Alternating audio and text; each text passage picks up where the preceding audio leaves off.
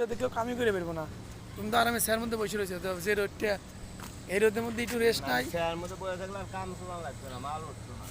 যেই পরিশ্রম রে ভাই এইটি হা, তাও এই সব টাকা আর থাকে না।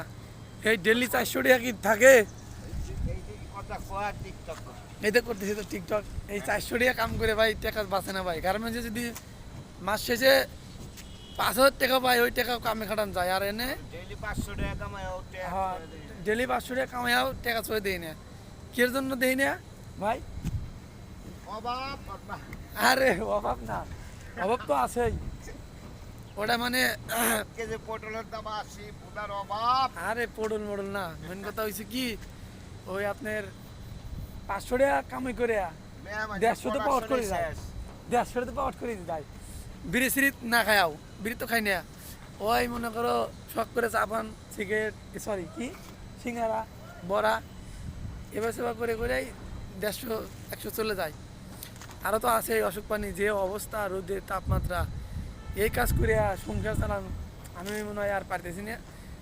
এখন চাকরি বাকরি নেওয়া লাগবে। গাইস দোয়া করবে। হ্যাঁ, ওই যে থাকলে চাকরি নেবো ওই যে। আমার একটা আপনারা ফলো দেন, ফলো দিলে আমি এটা চাকরি পাবো। হ্যাঁ, আপনারা তাহলে ফলোতে শেয়ার চাকরি করেন, করেন। 50 জন শেয়ার করলে আমার মাইমনে চাকরি হবো। কম মাইমন সুদা আসে তার মধ্যে ভিডিওটা লস্ট হয়ে গেল রে ভাই। এ কথা কত ভিডিও লস্ট হলো না কোন কিছু। আর কি কমো, মনের দুঃখ মনেই থাক।